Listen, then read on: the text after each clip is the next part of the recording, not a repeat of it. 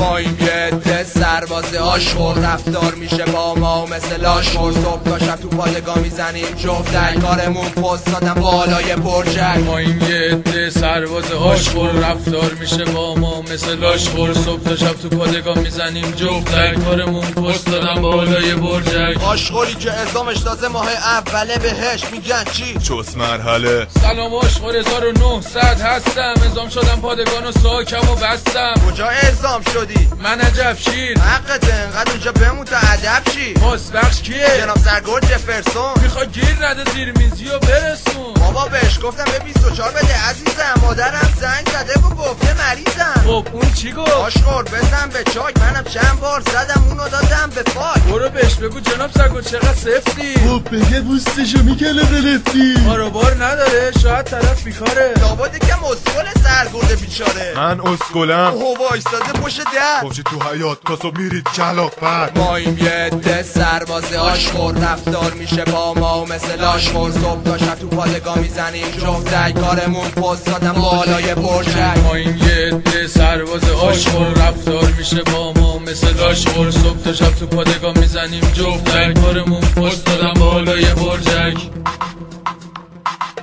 جناب سرگرد من دیگه شدم خسته، اینقدر کلافر رفتیم بابا بسته. وقتی با من حرف میزنید دهنو ببندید. هی شما دوتا کم به من بخندید. بابا ما با شما نبودیم. خفه آشغال اینجا قانونش با منه به خاطر بسمر. صبح ساعت 5 اینجا بیدار باشه، هرکی هم سر پیچی کنه خدا باشه. کی تیکه انداخت؟ آقا ما نبودیم. دروغ میگه خودش بود مردی که یه دودی. تو خفه شد، تو هم انگار مواد زدی زیاد. صدا دور پادگان تا که حال جا بیاد. النور وایسا دم پرچم. آقا بیخیال من هنوز یه بچم، 16 سالمه، من اینجا میشم دلم. آره هنوز یه بچه ای، برو وایسا ته من دارتون میزنم با یه شورت هفتی. آقا یه دور از اون صدا رو رفتیم. یالا بقیه چه برو مردی که یه معتاد. جناب زما داد نزد درجت افتاد. 1900 کجاست انگار میگن زندانه. راست میگه بوچه که 70 تا جن داره. آره دوتا داره، دوتاشونم آدم خارن. آره آدم خارن، به تو کار ندارن. کی گفت من زندانم؟ من این بالا کپیدم. اگه با دوری پادگان جا میدم. یارو باز اومد. باشی خفش کن. بگی توی اون یخلوی ها چپش کن.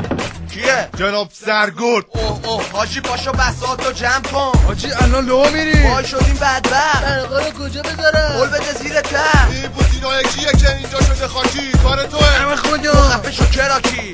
به بوی سیگارم تو هوا پیچیده. آقا مورفینم داری؟ چی گفت؟ چیه؟ برقا مال کیه؟ مال 1900.